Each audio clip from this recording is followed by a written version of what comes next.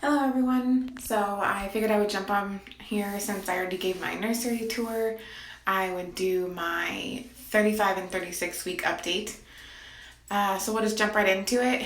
At 35 weeks, I was still having the foggy brain, pregnancy brain, if you will, symptom.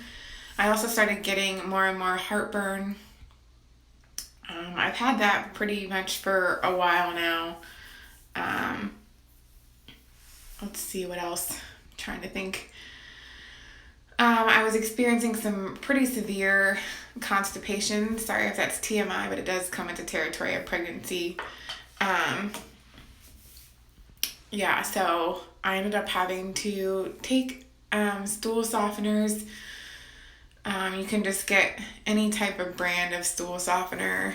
I ended up just getting the Walmart brand and it worked perfectly fine and it's helped to regulate me.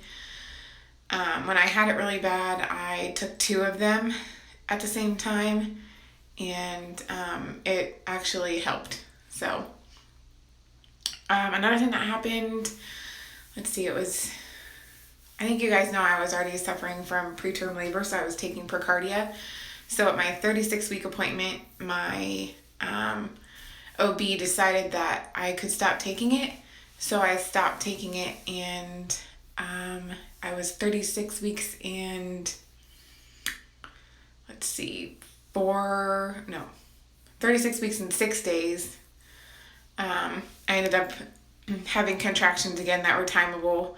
So I went in for a NST or a non-stress test and found out that I was in fact having contractions.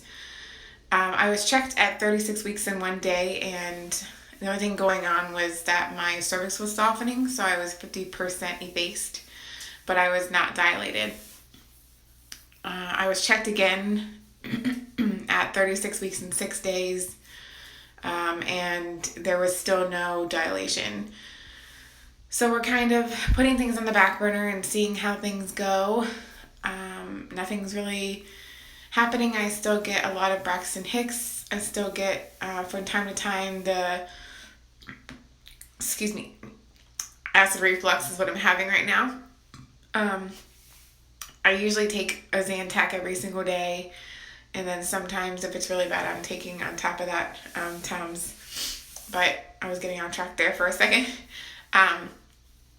Right now we're just kind of monitoring things and seeing how they go. I am down to weekly appointments, so every single week I'm being seen. They're doing a non-stress test, which is just where they wrap the band around your belly. They're two bands and monitor the baby's heart rate as well as any contractions that are occurring during that time span. Usually I sit there for about maybe 15-20 minutes. They like to see 2 accelerations and decelerations, so they want to see her heart rate go up and down a couple of times, just to make sure that everything is, going on well in there, which, as I've said before, she's passed every single one. So, yeah, I'm definitely getting a lot of shortness of breath. So at my 36 weeks and 6 days when I was having contractions, he noticed that she wasn't moving down, so he was worried that she wasn't head down. But I had an ultrasound done and discovered that she is in fact head down. She's just really high up. Since I do have the polyhydramnios, I do still have a lot of fluid. And we found out that she has 24.97 centimeters of fluid in there that she can easily toss and turn and move around in there. But she's been staying head down for the most part, that we've noticed on all of her scans. I had one at 31 weeks with my high-risk doctor, and she was head down then, and she is still now head down. I mostly feel most of the movements up in my ribs and stuff like that, and they're a lot stronger, so I know those are her feet. And even though I do have an anterior placenta, which meaning my anterior is in front of the baby, so it's in between my stomach wall and her, which generally masks movement, but I'm guessing since I am small, I'm just mostly belly, as you guys have seen in my belly bump dates, my updates of my belly. I'm a pretty small person, so I pretty much feel everything, and I'm sensitive to a lot of things. Another symptom is I am just getting over, and maybe this is another TMI, but because of the gestational diabetes, my pH balance is way out of whack, and that comes with pregnancy anyway, but the gestational diabetes definitely heightens it. I am on my 6th yeast infection.